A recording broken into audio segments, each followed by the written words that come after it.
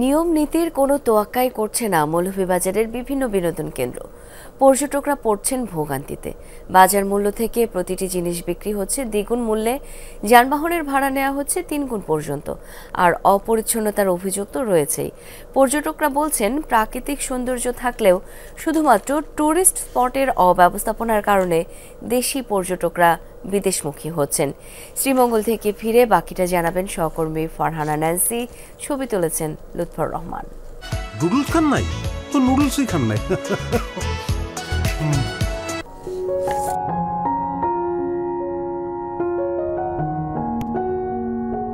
যতদূর চোখ যায় সবুজ আর সবুজ, যেন একক আধিপত্য সবুজের সাম্রাজ্যে। চায়ের দেশ নামে সবাই ডাকে মৌলভীবাজারের শ্রীমঙ্গলকে। ভ্রমণ যাদের ভালোবাসার সঙ্গী, তারা ছুটির দিনগুলোকে সমাহিত করে চা বাগানের নিস্তব্ধতায়, 2টি পাতা আর একটি কুড়ির মোহে। কিন্তু এই সৌন্দর্য মানুষ কতটা উপভোগ করতে পারে? আমরা বাংলাদেশি হয়েও আমরা বিভিন্ন দেশে ঘুরতে যাচ্ছি। আমাদের দেশটা যে এত সুন্দর, শুধুমাত্র ট্যুরিস্ট ব্যবস্থা উন্নত না বলে আমরা আসতে পারছি না। সো বাংলাদেশ সরকার যদি ট্যুরিস্ট ব্যবস্থা সব দিক থেকে আরও উন্নত করে, সেক্ষেত্রে দেখা যাবে আমরা দেশের বাইরে না গিয়ে দেশের মধ্যেই ঘুরবো। পরিবেশকে একটু সাজিয়ে গুছিয়ে একটু সৌন্দর্যভাবে একটি রিসোর্ট জাতীয় কিছু তৈরি করলে বাংলাদেশ আরও উন্নতি শিখরে পৌঁছতে পারে। ভ্রমণ পিপাসুদের অভিযোগ, ট্যুরিস্ট স্পটগুলোতে সব ধরনের পণ্যের মূল্য দ্বিগুণ।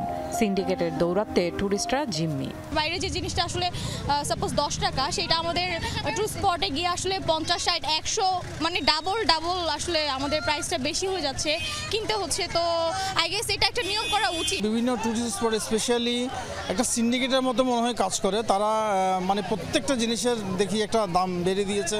ইভেন যে জিনিসটা আমি দেখা যাচ্ছে যে হয়তো আমি টাউনে যেটা আমি 10 টাকায় পাচ্ছি, সেটা এখানে হচ্ছে 20 টাকা, মানে অলমোস্ট ডাবল। তো সেক্ষেত্রে আমার মনে হচ্ছে এটা কর্তৃপক্ষের দেওয়ার দরকার।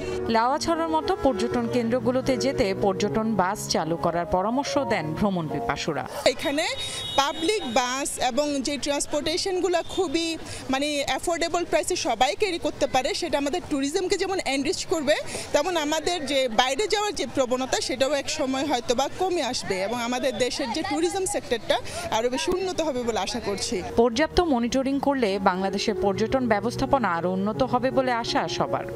কনজিউমার প্রোডাক্ট আর কি এগুলো, তো এগুলোর দাম দেখি ডাবলের চেয়ে বেশি। তো এটা আমার কাছে মনে হচ্ছে কোনো মনিটরিং নেই। Farhana Nancy, Jamuna News, Sreemangal, Moulvibazar.